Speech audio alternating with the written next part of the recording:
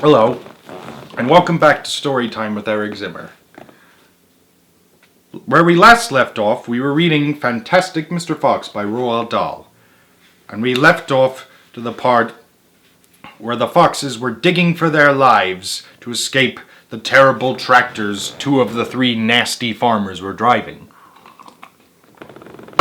And now we shall see what happens next to them. Alright, let's begin. Chapter 6, The Race. And mind you, I'll be reading the next 5 chapters today. Chapter 6, The Race. Now there began a desperate race, the machines against the foxes. In the beginning, the hill looked like this. After about an hour, as the machines bit away more and more soil from the top, it looked like this. Apparently, Roald Dahl wanted this book to have illustrations if he would say something like that. Well, I love them, and Quentin Blake's illustrations match perfectly to the tone of Roald Dahl's writing. Anyways, sometimes the foxes would gain a little ground and the clanking noises would grow fainter, and Mr. Fox would say, "We're going to make it! I'm sure we are!" But then a few moments later, the machines would come back at them, and the crunch of the mighty shovels would get louder and louder. Once the foxes actually saw the sharp metal edge of one of the shovels as it scraped up the earth just behind them. "Keep going, my darlings," panted Mr. Fox. "Don't give up. Keep going," the fat Boggis shouted to Bunsen Bean. "We'll get him any moment now." "Have you caught sight of him yet?" Bean called back. "Not yet," shouted Boggis, "but I think you're close." "I'll pick him up with my bucket," shouted Bunce. "I'll chop him to pieces." But by lunchtime, the machines were still at it, and so were the poor foxes. The hill now looked like this. The farmers didn't stop for lunch. They were too keen to finish the job. "Hi there, Mr. Fox," yelled Bunce, leaning out of his tractor. "We're coming to get you now." "You've had your last chicken," yelled Boggis. "You'll never come prowling around my farm again." A sort of madness had taken hold of the 3 men. The tall, skinny Bean and the dwarfish, pot-bellied Bunce were driving their machines like maniacs, racing the motors and making the shovels dig at a terrific speed. The fat Boggis was hopping about like a dervish and shouting, "Faster! Faster!" By 5 o'clock in the afternoon, this is what had happened to the hill. Wow, imagine that. All in one day. The hole the machines had dug was like a crater of a volcano. It was such an extraordinary sight that crowds of people came rushing from the surrounding villages to have a look. They stood on the edge of the crater and stared down at Boggis and Bunce and Bean. "Hey there, Boggis! What's going on? We're after a fox! You must be mad!" The people jeered and laughed, but this only made the 3 farmers more furious and more obstinate and more determined than ever not to give up until they had caught the fox. Chapter 7, We'll Never Let Him Go. Chapter 7, We'll Never Let Him Go. At 6 o'clock in the evening, Bean switched off the motor of his tractor and climbed down from the driver's seat. Bunce did the same. Both men had had enough. They were tired and stiff from driving the tractors all day. They were also hungry. Slowly they walked over to the small fox's hole in the bottom of the huge crater. Bean's face was purple with rage.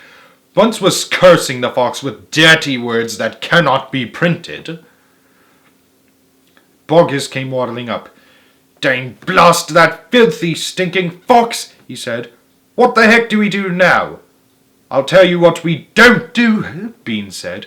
"We don't let him go. We'll never let him go," Bunce declared. "Never, never, never," cried Boggis. "Do you hear that, Mr. Fox?" yelled Bean, bending low and shouting down the hoe. "It's not over yet, Mr. Fox. We're not going home till we've strung you up dead as a dingbat." Whereupon the 3 men all shook hands with one another and swore a solemn oath that they would not go back to their farms until the fox was caught. What's the next move? Asked Bunce, the pot-bellied dwarf. We are sending you down the hoe to fetch him up, said Bean. Down you go, you miserable midget. Not me, screamed Bunce, running away. Bean made a sickly smile. When he smiled, you saw his scarlet gums. You saw more gums than teeth. Ugh. Then there's only one thing to do, he said. We starve him out. We camp here day and night watching the hoe. He'll come out in the end. He'll have to. So Boggis and Bunce and Bean sent messages down to their farms asking for tents and sleeping bags and supper.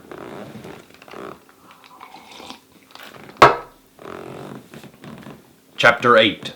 The Foxes Begin to Starve. That evening, 3 tents were put up in the crater on the hill. One for Boggis, one for Bunce, and one for Bean. The tents surrounded Mr. Fox's hole, and the 3 farmers sat outside their tents eating their supper. Boggis had 3 boiled chickens smothered with dumplings. Bunce had 6 donuts filled with disgusting goose liver paste, and Bean had 2 gallons of cider. All 3 of them kept their guns beside them. Bunce picked up a steaming chicken and held it close to the fox's hole. Can you smell this, Mr. Fox? He shouted. Lovely tender chicken. Why don't you come up and get it? The rich scent of chicken wafted down the tunnel to where the foxes were crouching. Oh, Dad, said one of the small foxes. Couldn't we just sneak up and snatch it out of his hand? Don't you dare, said Mrs. Fox. That's just what they want you to do. But we're so hungry, they cried. How long will it be till we get something to eat? Their mother didn't answer them, nor did their father. There was no answer to give. As darkness fell, Bunce and Bean switched on the powerful headlamps of the 2 tractors and shone them down onto the hole. And now, said Bean, we'll take it in turn to keep watch. 1 watches while 2 sleep, and so on all through the night. Boggis said, What if the fox digs a hole right through the hill and comes out on the other side? You didn't think of that one, did you? Of course I did, said Bean, pretending he had. Go on, then. Tell us the answer, said Boggis. Bean picked something small and black out of his ear and flicked it away. How many men have you got working on your farm? He asked. 35, Boggis said. I've got 36, Bunce said. And I've got 37, Bean said. That makes 108 men altogether. We must order them to surround the hill. Each man will have a gun and a flashlight. There will be no escape then for Mr. Fox. So the order went down to the farms, and that night 108 men formed a tight ring around the bottom of the hill. They were armed with sticks and guns and hatchets and pistols and all sorts of other horrible weapons. This made it quite impossible for a fox, or indeed any other animal, to escape from the hill. The next day, the watching and waiting went on. Boggis and Bunce and Bean sat upon small stools, staring at the fox's hole. They didn't talk much. They just sat there with their guns on their laps. Every so often, Mr. Fox would creep a little closer towards the mouth of the tunnel and take a sniff. Then he would creep back again and say, They're still there. Are you quite sure? Mrs. Fox would ask. Positive, said Mr. Fox. I can smell that Bean a mile away. He stinks. Chapter 9. Mr. Fox has a plan. For 3 days and nights this waiting game went on. How long can a fox go without food or water? Boggis asked on the 3rd day. Not much longer now, Bean told him. He'll make a run for it soon. He'll have to. Bean was right. Down in the tunnel, the foxes were slowly but surely starving to death. If only we could have just a tiny sip of water, said one of the small foxes. Oh, Dad, can't you do something? Couldn't we make a dash for it, Dad? We'd have a little bit of a chance, wouldn't we? No chance at all, said Mrs. Fox. I refuse to let you go up there and face those guns. I'd sooner you stay down here and die in peace. Mr. Fox had not spoken for a long time.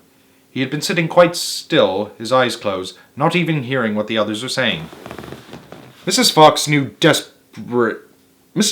that he was desperately trying to think of a way out. And now As she looked at him, she saw him stir himself and get slowly to his feet. He looked back at his wife. There was a little spark of excitement dancing in his eyes. "What is it, darling?" said Mrs. Fox quickly. "I've just had a bit of an idea," Mr. Fox said carefully.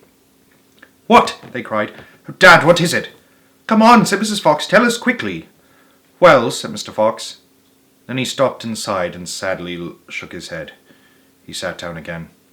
"It's no good," he said. "It won't work after all." "Why not, Dad?" "Because it means more digging. We aren't any of us strong enough for that after 3 days and nights without food." "Yes, we are, Dad," cried the small foxes, jumping up and running to their father. "We can do it." "You see if we can't. So can you." Mr. Fox looked at his 4 small foxes and he smiled. "What fine children I have," he thought. "They are starving to death and they haven't had a drink for 3 days, but they are still undefeated. I must not let them down." I suppose we could give it a try," he said. "Let's go, Dad. Tell us what you want us to do." Slowly Mrs. Fox got to her feet. She was suffering more than any of them from the lack of food and water. She was very weak. "I'm so sorry," she said, "but I don't think I'm going to be much help." "You stay right where you are, my darling," said Mr. Fox. "We can handle this by ourselves."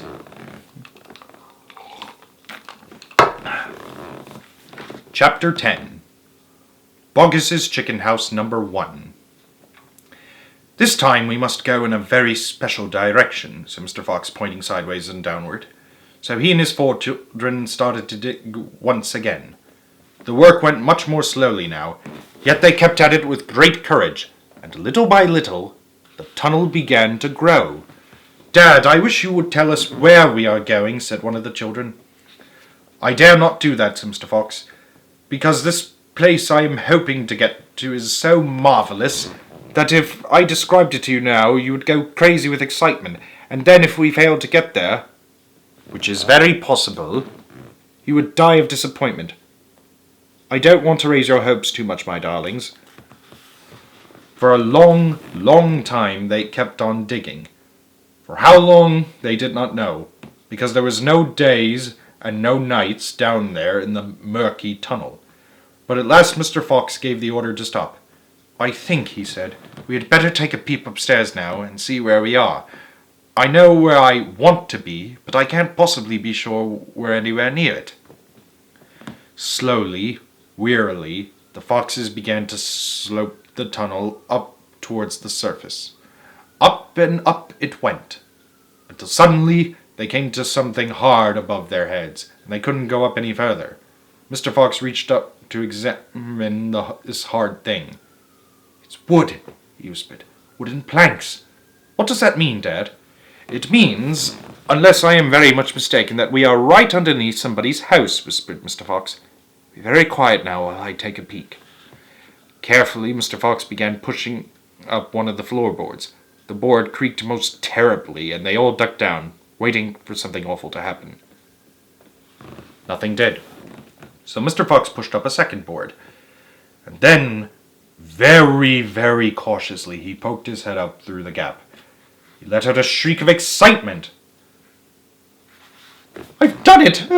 he yelled. "I've done it the first time! I've done it! I've done it!" He pulled himself up through the gap in the floor and started prancing and dancing with joy. Just like the title page. "Come on up here," he sang out. "Come up and see where you are, my darlings. What a sight for a hungry fox! Hallelujah! Hooray! Hooray!" The 4 small foxes scrambled up out of the tunnel, and what a fantastic sight it was that now met their eyes. They were in a huge shed, and the whole place was teeming with chickens. There were white chickens and brown chickens and black chickens by the 1,000. "Boggis's Chicken House Number 1, cried Mr. Fox. "It's exactly what I was aiming at. I hit it slap in the middle. First time. Isn't that fantastic? And, if I may say so, rather clever." The small foxes went wild with excitement. They started running around in all directions, chasing the stupid chickens. "Wait!" ordered Mr. Fox. "Don't you lose your heads. Stand back. Calm down. Let's do this properly. First of all, everyone have a drink of water." They all ran over to the chicken's drinking trough and lapped up the lovely, cool water. Then Mr. Fox chose 3 of the plumpest hens, and, with a clever flick of his jaws, he killed them instantly. "Back to the tunnel," he ordered. "Come on. No fooling around. The quicker you move, the quicker you shall have something to eat." One after another, they climbed down through the hole in the floor, and soon they were all standing once again in the dark tunnel. Mr. Fox reached up and pulled the floorboards back into place. He did this with great care. He did it so that no one could tell they had ever been moved. "Aha! My son," he said, giving the 3 plump hens to the biggest of his 4 small children, "run back with these to your mother. Tell her to prepare a feast. Tell her the rest of us will be along in a jiffy, as soon as we have made a few other little arrangements." To be continued.